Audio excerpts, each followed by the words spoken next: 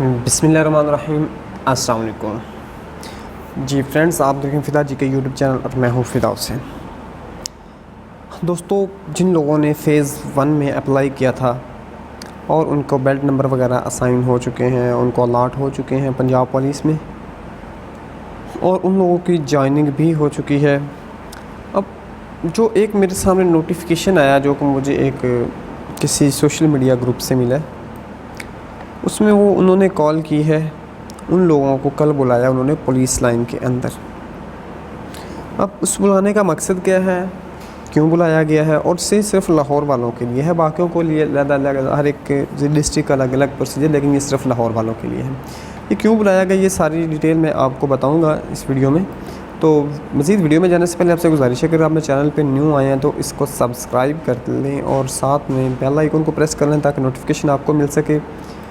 दोस्तों, अब आपके सामने ये नज़र आ रहा है एक जो है नोटिस, जिसमें उन्होंने बताया है कि भर्ती पुलिस कांस्टेबल लेडी कांस्टेबल अक्टूबर 2020 तमाम उम्मीदवार को जो कि भर्ती कांस्टेबल अक्टूबर 2020 में कामयाब हुए को बवाला लेटर नंबर फ़ला मतलब किया जाता है कि 6/6 को बरोज़ अतवार बसिलसिला आमद व तकमील रिकॉर्ड पुलिस लाइन किला गुज्जर सिंह हाज़िर हैं। तमाम उम्मीदवार अपने शनाख्ती कार्ड हमरा लाएँ। और तो ये सारी चीज़ें अब उनको नंबर वगैरह के बारे में बताया गया।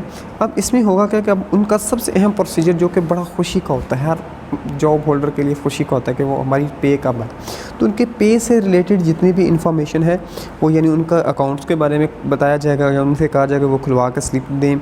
उसके अलावा उनकी जो एकेडमिक जो है डिग्रीज़, उनकी जो कॉपीज़ हैं वो की जाएंगी, उनके थंब इम्प्रेशन लिए जाएंगे, बायोमेट्रिक सिस्टम में जो उनको अंदराज करना उन्होंने उसका किया जाएगा और उसके बाद उसको HRMS सिस्टम यानी online human resource management system जो होता है उसमें उनको दर्ज किया जाएगा।